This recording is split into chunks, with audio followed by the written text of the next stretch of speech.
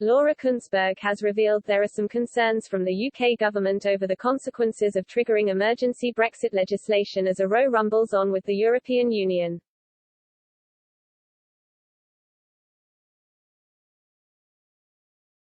The UK has repeatedly refused to rule out activating Article 16 and therefore suspending parts of the controversial Northern Ireland Protocol.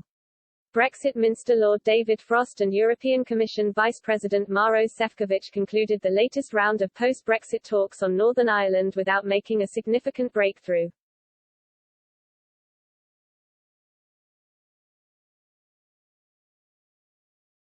The protocol was created to prevent a hard border on the island of Ireland by keeping Belfast in the EU single market, but unionists say this has created a trade barrier between Great Britain and Northern Ireland.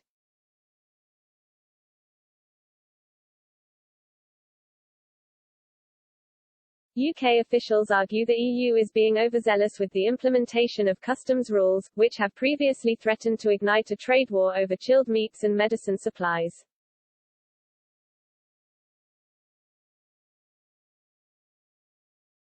The EU has since rowed back on its demands by putting forward plans to reduce checks on 80% of goods in Northern Ireland, but the UK argues this does not go far enough and has also called for the removal of the European Court of Justice in any disputes.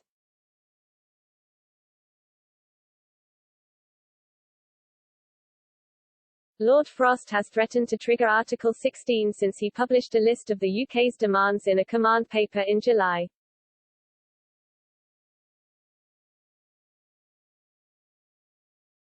The emergency measure could suspend major parts of the protocol as well as customs arrangements and VAT rules.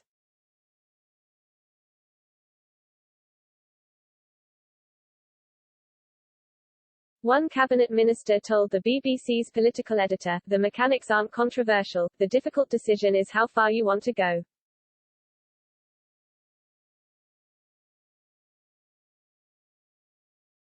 Meanwhile, another diplomat was more wary of the impact of the decision.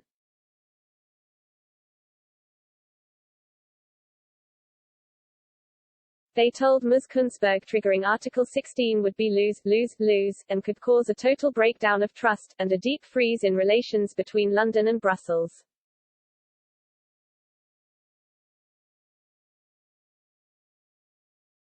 Article 16 of the Northern Ireland Protocol can be unilaterally enforced by either side if the Brexit agreement is leading to economic, societal or environmental difficulties.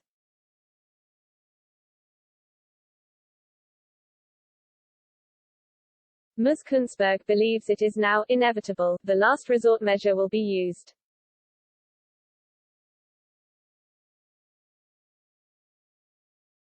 She wrote, "The admission that Boris Johnson's team believed there was something seriously up with the deal to start with has not exactly put the EU in the mood for compromise."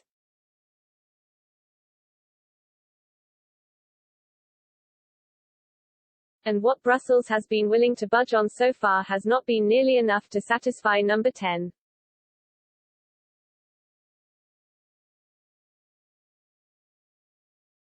For political and practical reasons therefore, it seems almost inevitable that unless the European Union changes its position in a significant way, and soon, that the UK will trigger Article 16.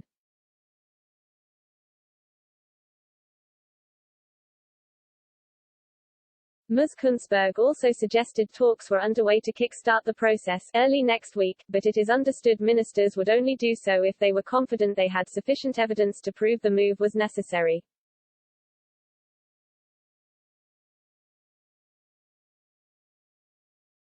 She added, without getting too technical, the trigger could end up with grumpy talks dragging on over many months with lots of politicking but not much changing practically.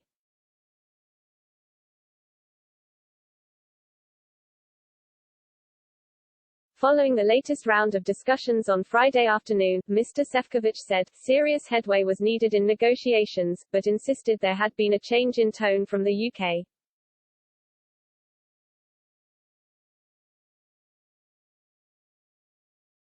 A UK government spokesman said there was still significant gaps, and noted the use of Article 16 remained a legitimate part of the protocol's provisions.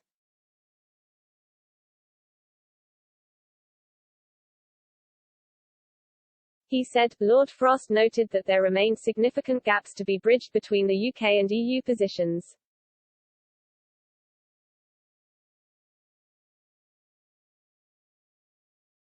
He noted that, as set out to the House of Lords on November 10, it remained the UK's preference to find a consensual way forward, but that Article 16 safeguards were a legitimate part of the protocol's provisions.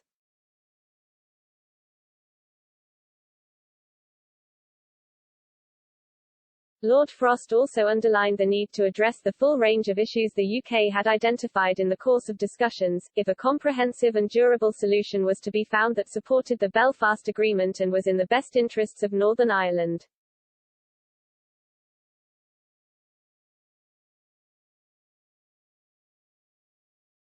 In this context, although talks had so far been conducted in a constructive spirit, Lord Frost underlined that in order to make progress, it was important to bring new energy and impetus to discussions.